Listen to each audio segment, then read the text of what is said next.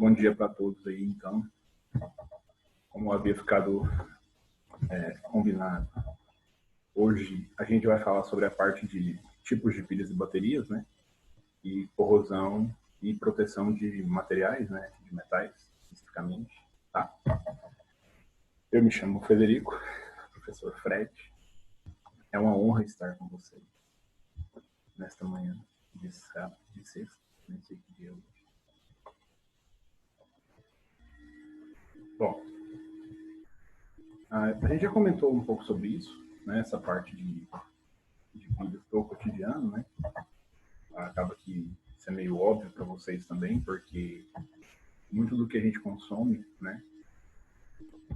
De Francisco, muito do que a gente consome no dia a dia funciona graças à energia elétrica, né? Equipamentos portáteis fazem muito no nosso dia a dia, né, no nosso cotidiano. Eles dependeram, né, para chegar onde eles estão, dependeram muito da evolução das pilhas e baterias, né? Porque nem todo equipamento pode estar conectado o tempo todo à corrente elétrica, né? A energia da residência, de fato, né? Um paralelo interessante é o dos aparelhos de telefone celular, né? Vocês são jovens ainda, mas há um tempo atrás os celulares tinham uma bateria que parecia durar muito mais, né, do que essas baterias de hoje. Na realidade é um engano, né, porque se a gente compara a tecnologia daqueles celulares com esses de hoje, né, a gente percebe que o nível de aplicabilidade, o número de aplicativos, consequentemente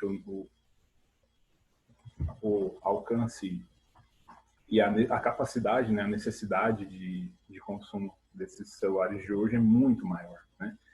Então, em paralelo, se a gente faz um comparativo, realmente as baterias de hoje elas são muito melhores, né? Mesma coisa para pilhas, né? Na infância, certeza, rapazes, meninas aí tiveram carrinhos de controle remoto, né? Bonecas, a pilha, que tinham suas funções lá, né? Nesses brinquedos, nos carrinhos, parece que a pilha não durava nada, né? A bateria, idem. Mesma coisa para controles de videogame, né? Parece que acaba muito rápido, né? A questão é, quanto mais você consome, né? Mais você vai desgastar o material da pilha ou da bateria e, obviamente, ela vai acabar mais rápido, né? Bom, no cotidiano, as mais comuns, né, são as que a gente vai citar hoje, pilhas e baterias que a gente vai citar hoje, tá? Eu inicio pelas baterias veiculares, né? As baterias de veículo, elas são chamadas hoje de baterias seladas, né? Mas, afinal de contas, por que os termos pilha e bateria, né? Por que não dá um nome só para tudo, né? Na realidade, existe uma diferença bem simplória, né, entre pilhas e baterias. E essa diferença é basicamente que as baterias, elas podem ser recarregadas, né? Ou seja, você tem a reação direta, que é aquela que produz corrente elétrica, né? E você tem também a reação inversa, né?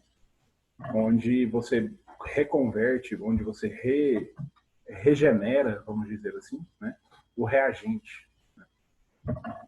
Essa reação inversa é o que possibilita que a vida útil das baterias seja maior do que das pilhas, mas é porque, obviamente, você está recarregando, né, você está readicionando as substâncias reagentes, né, o que vai fazer com que essa bateria, obviamente, tenha uma vida útil maior, né?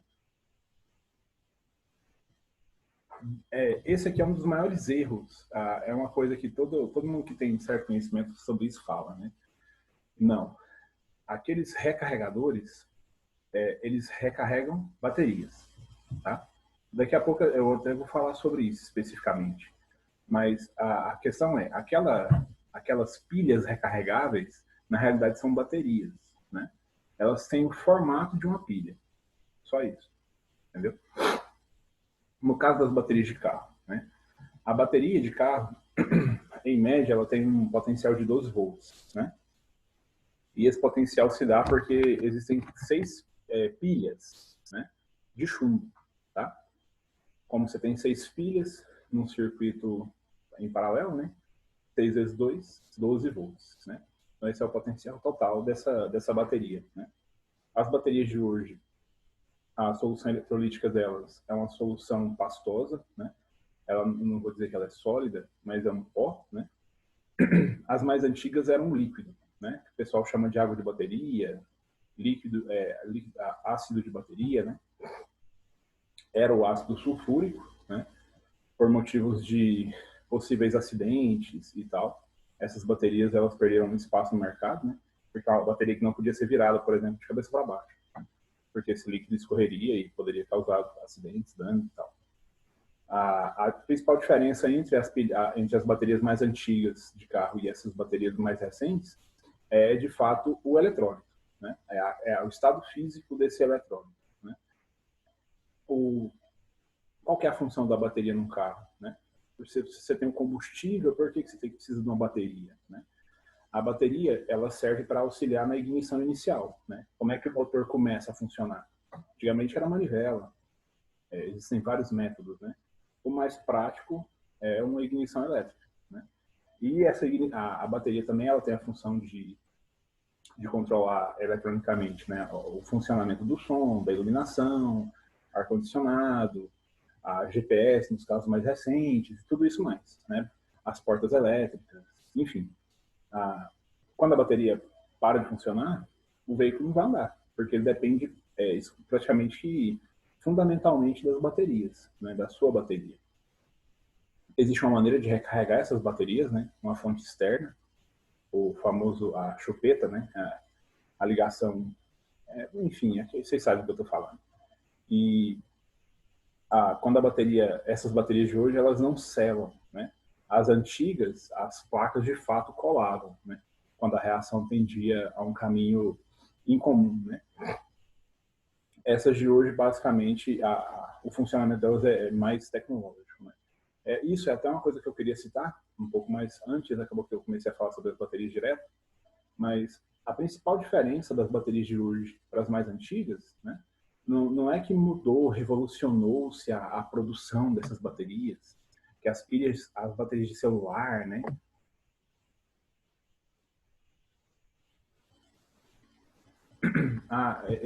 dar o tranco nos carros, né, a Letícia comentou aqui, é interessante, assim, danifica o alternador dos carros, né? Que é uma peça, um equipamento que tem a função de redirecionar esse fluxo eletrônico, esse fluxo elétrico, né, para a bateria. Aí, geralmente, o pessoal, quando você dá tranco demais, você danifica essa peça. E essa peça é cara pra caramba. Mas a bateria, não. Você só está forçando ela a voltar a funcionar. Porque, assim, você produz corrente elétrica, né, e o veículo consome essa energia. Quando o veículo está em movimento, esse alternador que eu falei, ele começa a funcionar e ele começa a converter energia mecânica do funcionamento do motor, né, do veículo, em energia elétrica. E essa energia elétrica é aquela que recondiciona os reagentes na bateria. Se o carro dá pau, né, se a bateria pifa, e você tem que utiliza o tranco, né, você vai fazer com que esse sistema volte a funcionar, então você reconverte energia mecânica em energia elétrica, né? O problema é que existem vários jeitos de fazer isso, né? Mas é melhor evitar. É melhor evitar porque o veículo, de forma geral, não é preparado para isso, né? Os motores de hoje, eles são mais potentes, só que eles são bem mais frágeis. As peças de hoje têm muito plástico, tem metais moles, né? O alumínio ele é muito utilizado em motores para poder baratear, né? Baratear para a produção, porque para o produto final nunca barateou, pelo contrário, né? Mas em relação ao que eu falava, né? A principal diferença das baterias e pilhas de hoje para as antigas, de fato, é a questão da maneira que essa pilha é feita, né? A técnica, os reagentes, as soluções eletrolíticas, essa parte aí, a história científica por trás dela já é bem antiga, né? Desde o século XIX, por exemplo, a próxima que a gente vai tratar, que é a pilha de Leclanc, que é uma pilha do meio do século XIX, 1856, se eu não me engano. Essa pilha é a pilha seca, né? Ela é muito parecida com a pilha alcalina, em questão de eletrodo, de cátodo, ânodo, né? Tem uma solução eletrolítica e tal. Nesse caso das pilhas secas, esse eletrólito ele é sólido, é uma pasta também, né?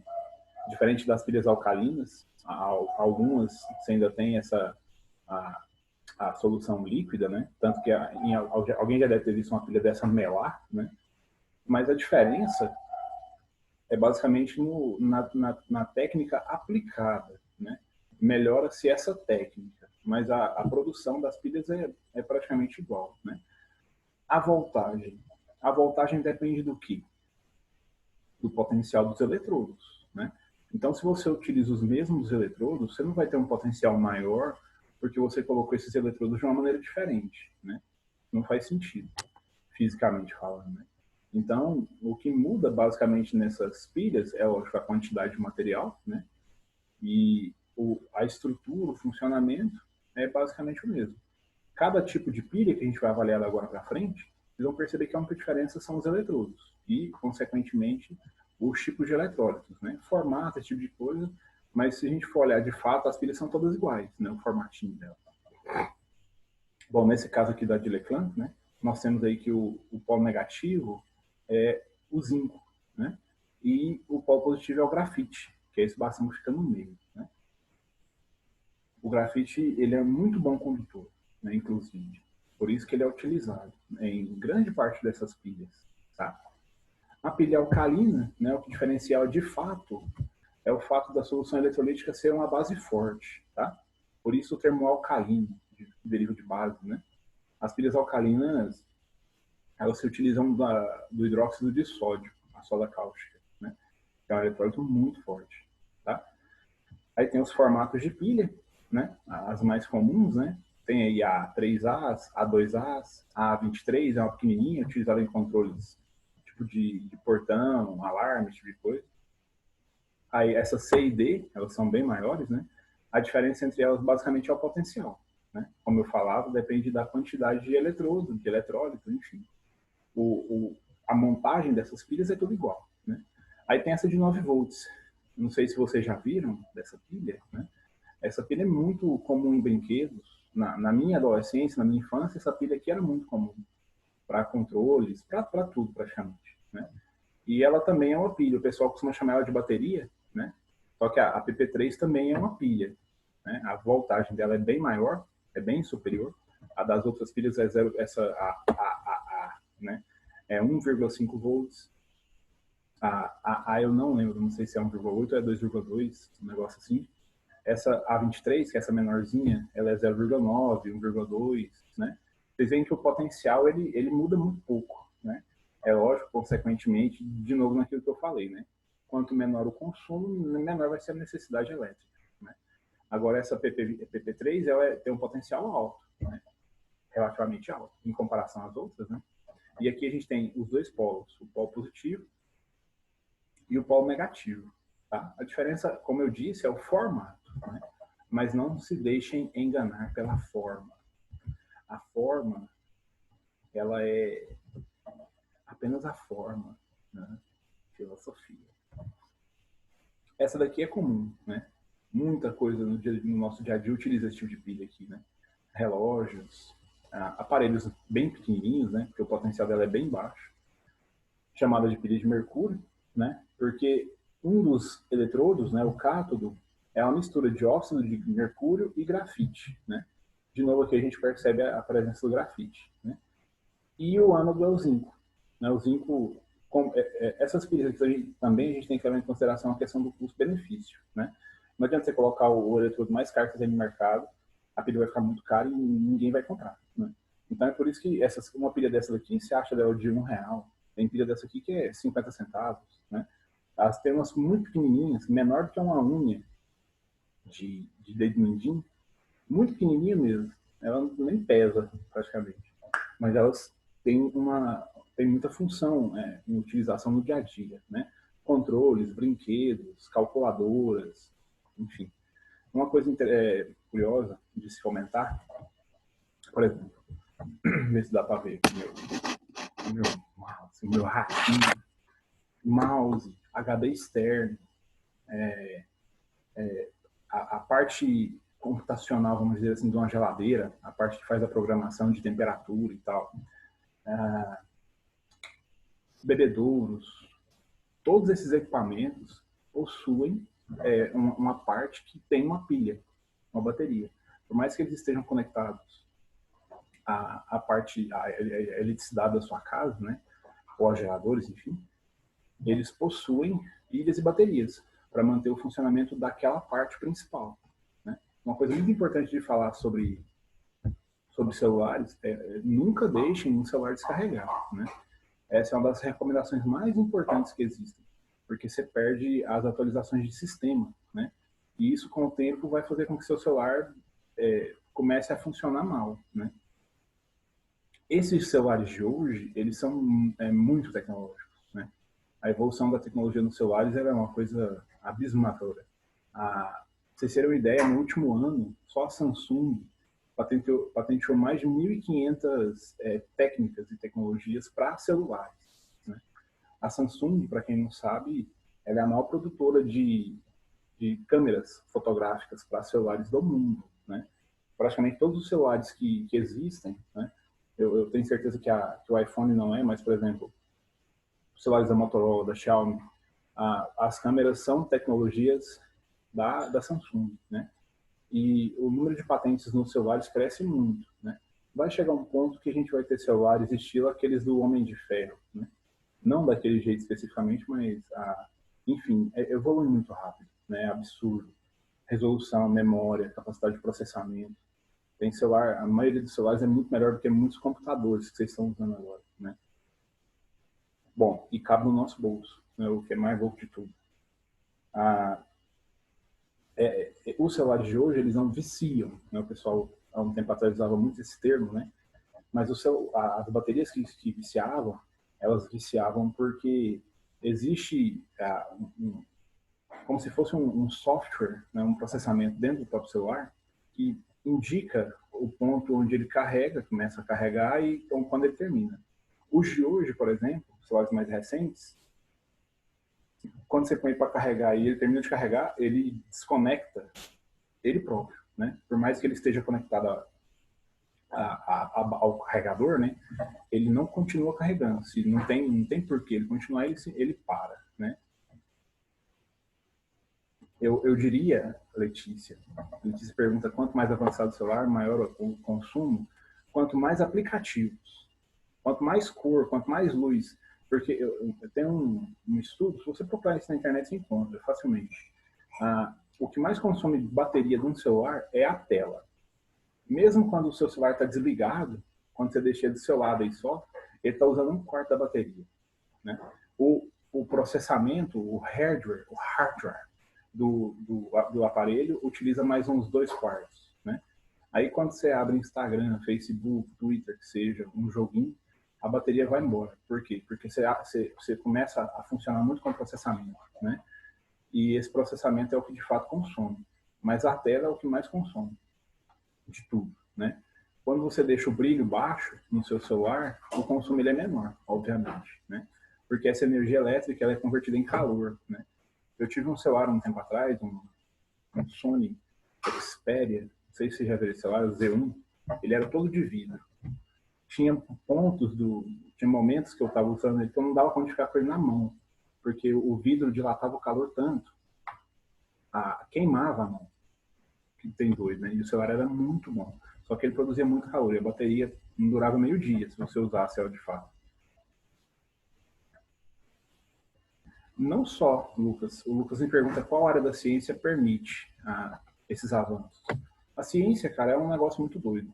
Todas as áreas, às vezes você é um cara trabalhando no material, né? Eu já fiz isso, eu fiz um mestrado, eu não concluí, mas eu fiz um bom tempo desse mestrado em ciência dos materiais. E o professor chegava com um material, né? Falava, eu quero que você estude esse sal aqui, uma cerâmica, enfim, um material, né? E aí a gente ia avaliar as características daquele material e veria, a gente via se era possível utilizar aquele material em alguma coisa, aplicar, né? Basicamente funciona assim.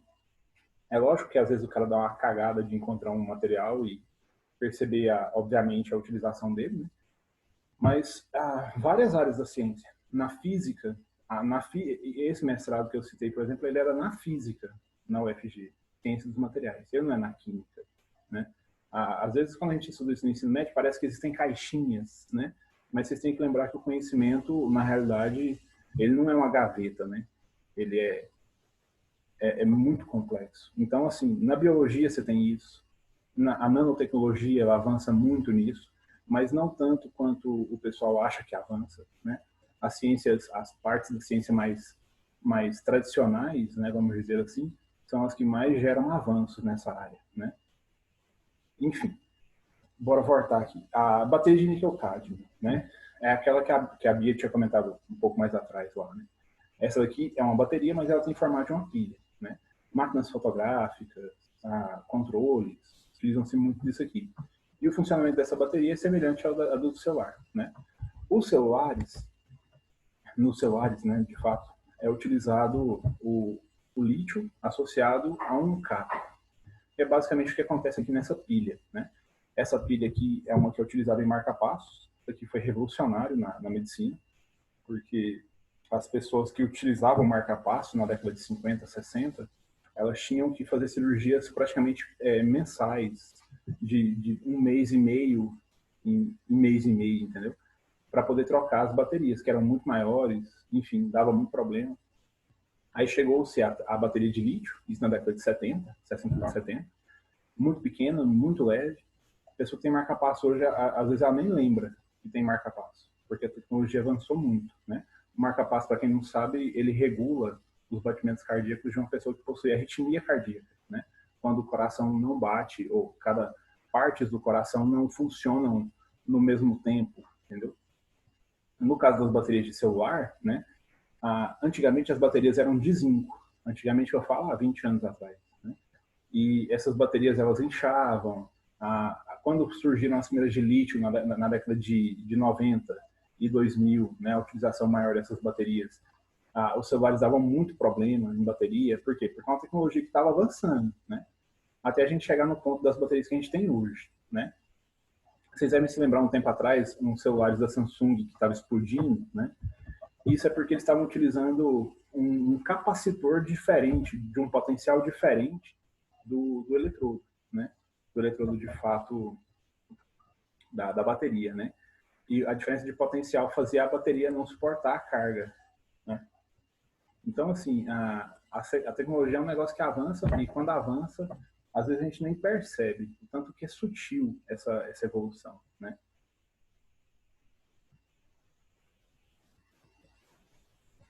Quando a bateria incha, geralmente é porque ela está reagindo, né?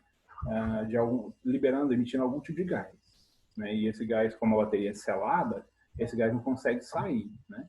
Uma técnica que eu não aconselho a fazer, mas é bom fazer, é dar um furinho, bem pequenininho, né? Mas o melhor, cara, é descartar, né? O descarte de pilhas e baterias é um assunto que, infelizmente, eu não vou ter muito tempo de falar sobre hoje, né? Mas as pilhas e baterias, elas geram um impacto ambiental muito grande, né? Por mais que você, é só uma pilhazinha, né? É a mesma lógica mas é só um papelzinho de balinha, uma embalagem, né? Estima-se que no Ocidente, cada pessoa consuma por ano uma média de 4, 5 pilhas para baterias, né? Aí você pensa, só 4? Mas imagina, no Brasil tem 210 milhões de peão. Aí você pega na América Latina toda, você pega os Estados Unidos, Canadá. Quanto melhor a condição financeira da pessoa, mais pilha e bateria ela usa. Então você imagina o nível do impacto ambiental disso, né? Muitas empresas fazem um trabalho social, que logicamente não é social, para pegar essas pilhas e reciclar, enfim. Mas é complicado porque tem muitos metais pesados, né? Até a década de 90 era muito comum a utilização do chumbo para tudo, do mercúrio para tudo, e são metais que causam danos no organismo, né, muito grande, causam muitos danos, né? Eles são bioacumulativos, né? A utilização do mercúrio e do chumbo que eu havia dito, né? Eles hoje são bem como se diz, bem controlados, né? Isso diminuiu bastante a utilização, mas mesmo assim, porque não tem como você fugir muito, né? Daquela questão que eu falava de não haverem novos materiais, né? O que impede muito a evolução de tudo hoje é novos materiais, né? Aquilo que eu falava da ciência dos materiais lá, tecnologia você tem para praticamente tudo. O negócio é material para poder fazer aquilo acontecer, entendeu? Um exemplo disso, pilhas ou células de combustível, né? O funcionamento delas Professor, é muito óbvio, pode falar. eu tava vendo esses dias um vídeo que o cara deixou carregando uma bateria na tomada que, tipo assim, ela tem, o carregador dela tem como você colocar com maior voltagem ou menor voltagem. Aí ele colocou tipo, uma bateria que não aguenta tanta voltagem no maior, no de maior voltagem. Ele começou a explodir, pegar fogo, soltar fumaça. Não sei se você já viu aqueles carregadores portáteis que põe em carro. Geralmente eles têm duas entradas. Você já viu? Aqueles que Já, põem já. no lugar de acender cigarro, sabe? Eles têm duas voltagens por quê? Porque a bateria dos Uhum. iPhone, ela tem uma voltagem. E a bateria do Samsung, dos Android, né, de forma geral, eles têm outra voltagem. Como se fosse só Samsung. Mas todos os Android, né? É um padrão internacional, né? Mas quando você coloca em potenciais diferentes, a pilha não vai exportar. Quando o potencial é menor, ela simplesmente não vai carregar, né? E quando é muito maior do que o potencial que ela suporta, ela carrega, que é aquelas baterias turbo, não sei se já ouviram falar desses negócios, esses carregadores turbo e tal, é basicamente isso. Ela carrega mais rápido.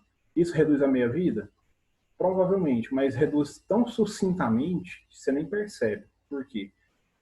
Antigamente, uma pessoa ficava com o celular 4, 5, 6 anos e a tecnologia não ultrapassava. Hoje, um ano, o celular já está ficando ultrapassado, né? Às vezes até menos, né? Ah, eu vejo como exemplo a Xiaomi. Nossa, tanto celular que esse povo lança, você fica, velho, pra que isso? Mas é porque tem mercado para tudo, né? Só no Oriente o que esse povo deve vender de celular tá louco. Então, assim, a diferença é basicamente essa, né?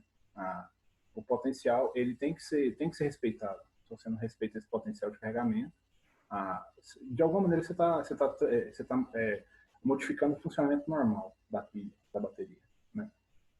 No caso da célula de combustível, né, isso aqui seria revolucionário para o caso dos veículos, né? Porque ele resolveria o problema do petróleo, do consumo do petróleo, né?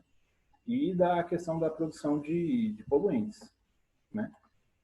Só que enquanto a gente tiver uma indústria petrolífera, você não vai ver tecnologias dessa aqui num Gol, num 1.4, geração 5, né? Simplesmente porque o mercado, um produto do capitalismo, né, que gira tanto quanto é o caso do petróleo, ele nunca vai deixar de ser. O próprio mercado, né, os seus donos, né, nunca vão permitir que essa tecnologia seja ultrapassada, né?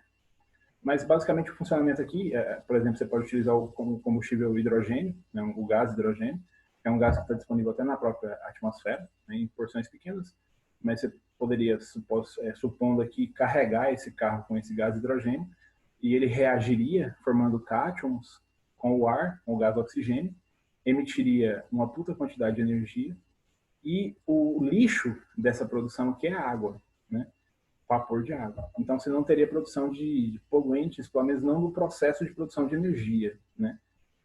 É lógico que esses materiais da própria célula, né, eles deveriam ser jogados fora, descartados, enfim, mas pensando na produção de gases poluentes na atmosfera hoje, né, isso aqui seria fenomenal, né?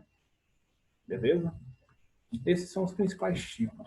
Vamos falar um pouquinho aí, infelizmente o nosso tempo é curto. Vamos falar sobre corrosão de metais e proteção também. O que é corrosão? Corrosão, oxidação, ferrugem, é tudo a mesma coisa, tá? É a destruição ou deteriorização, né, de um material devido a uma reação eletroquímica, né? Geralmente com o meio. No Brasil, pra vocês terem uma ideia, 20% do ferro que é produzido é para repor ferro que já era utilizado, né? Ou seja, um quinto do ferro de toda a produção é para repor o ferro que sofreu ferrugem, oxidação, né? O custo disso, 25 bi por ano, né? Por que usa o ferro? Por que não usa outros metais? Preço, né? Se o ferro, o custo do ferro é esse, se você colocasse qualquer outro metal, o custo ia ser muito maior. O ferro, então, é o mais barato, pensa, né? E fora também a utilização. Você pensa que praticamente tudo você tem o aço, a utilização do ferro em estruturas, né, em veículos, enfim. O consumo é muito grande. E o fato do ferro também ser muito abundante, né? Não é a ferrugem, ela é ocasional, é própria do ferro, né? É um termo que surgiu graças ao ferro, porque foi onde eles primeiramente observaram a oxidação, né?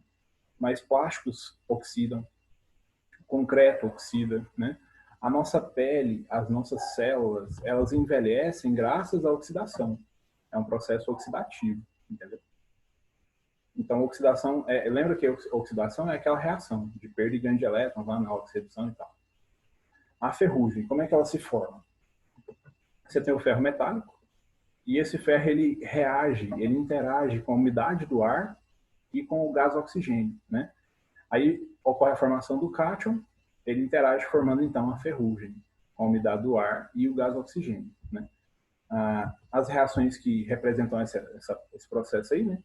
O ferro é o ânodo, né?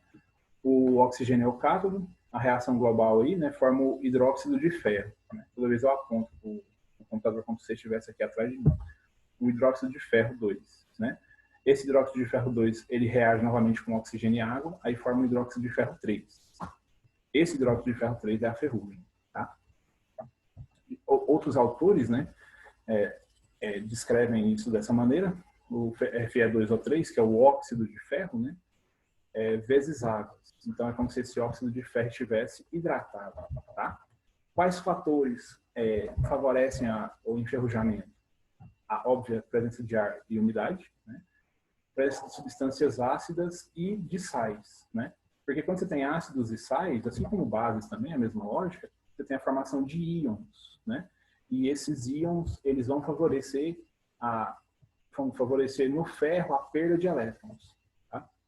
A resistência à corrosão, a gente tem o aço inox, né? Você tem a utilização de outros metais para cobrir o ferro, daqui a pouco eu vou falar sobre os mais comuns, né? No caso do aço inox, você tem a combinação do aço do ferro, né, que é ferro, e do aço, que é ferro e carbono, com níquel, principalmente o níquel, alumínio em alguns casos, a platina, né? Só que quanto mais nobre for o metal que você vai adicionando, mais caro vai ficar o material final, né? E talvez não compense para a utilização, né?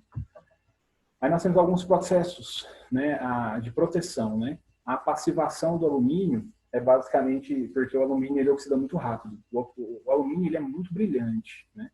Mas quando ele interage com o oxigênio do ar, ele fica fosco, né? Então a passivação seria meio que uma limpeza desse alumínio, né?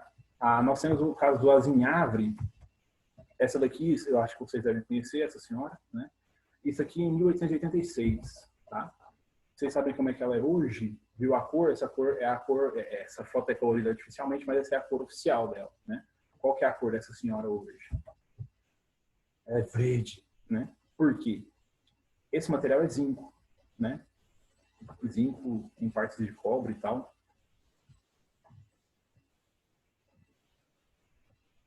Sim, sim, Felipe. Porque você tem que ter, o Felipe me perguntou do deserto, se lá forma ferrugem, né? Se você não tiver umidade no ar, apesar que engana muito quem acha que no deserto não tem umidade, né? À noite, no deserto, você tem uma umidade do ar muito alta. É frio pra caramba, né? Mas, de fato, é menor do que em outros ambientes, né? Próximo de água e tal, por exemplo. Regiões litorâneas, não tem como poste ser de ferro. Você deixar um poste de ferro lá em um ano, ele está caindo na sua cabeça. Veículos de região litorânea tem que ter metal de sacrifício, porque senão o veículo não suporta. Porque a quantidade de sais na umidade do ar é muito alta, a quantidade de íons, né, de forma geral. E isso deteriora demais o metal, os metais, né? No caso da Estátua da Liberdade aqui, né, ela é dessa cor hoje porque forma-se um óxido e um hidrato de zinco, né, que tem essa cor azulada e esverdeada, né? Tem a galvanização também. A galvanização é um processo eletrolítico, né? Para quem fez a atividade dessa semana deve ter visto alguma coisa a respeito, onde eles pegam o metal, qualquer peça, pode ser até plástico também, enfim, coloca numa banheira onde tem o metal no estado líquido, né, fundido, e corrente elétrica. Aí essa corrente elétrica faz esse metal se depositar na superfície da peça, entendeu? Não, é cobre. É cobre, tá? Eu nem vi aqui, porque eu estou tentando ser um pouco rápido, senão não vai dar tempo.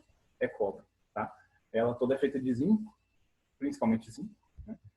Vocês sabem que ela foi construída na França, né? Foi tipo como se fosse um presente francês do governo norte-americano. Aí a galvanização é utilizada em muitos processos, né? Aquele processo de niquelação, cobreamento, joias folheadas a ouro, a prata, enfim, é todo esse processo aqui, que é chamado de eletrodeposição. Tá? E o metal de sacrifício? Tem o zargão, né? O zargão ele é utilizado para recobrir, é como se fosse um esmalte, né? Que recobre os metais e impede que eles oxidem tão rápido, tá? Esse portão não é aqui de casa, não, tá?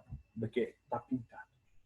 Aí tem o Flandres, que é importante citar, que essas latas de milho, ervilha, um tempo atrás de óleo e tal, elas são de aço, né? De aço mesmo, e elas são recobertas por uma camada de estanho, tá? Galvanização, deixa eu só voltar aqui rapidinho, porque senão não dá tempo de falar de método de sacrifício. A galvanização é o seguinte, pensa numa torneira, por exemplo. Quando ela sai do processo de produção, ela é ferro bruto, enfim. Aí você coloca essa torneira dentro dessa banheira com esse metal no estado líquido, fundido, certo? E esse metal no estado líquido, ele vai se depositar na superfície dessa torneira. De que maneira? Corrente elétrica. A corrente elétrica vai fazer esse metal se depositar na superfície. Aí é por isso que essas peças ficam desse jeito. Depois faz aquela atividade que eu passei, se você não tiver feito, vai falar um pouco mais sobre isso. Essa parte de eletrodeposição. Aqui, ó, um navio, e nesse navio a gente percebe algumas chapinhas metálicas, de um metal diferente do ferro, né? Geralmente é o magnésio, e ele é o que a gente chama de metal de sacrifício. Como ele oxida mais do que o ferro, ele é utilizado... Isso, Letícia, isso mesmo. O magnésio ele é utilizado porque ele oxida mais do que o ferro. Aí ele puxa os elétrons, aí fica desse jeito, tá? Gente, se acabar aí, um abraço, um beijo. Esse navio aqui não tinha metal de sacrifício, né? E no litoral, como eu havia dito,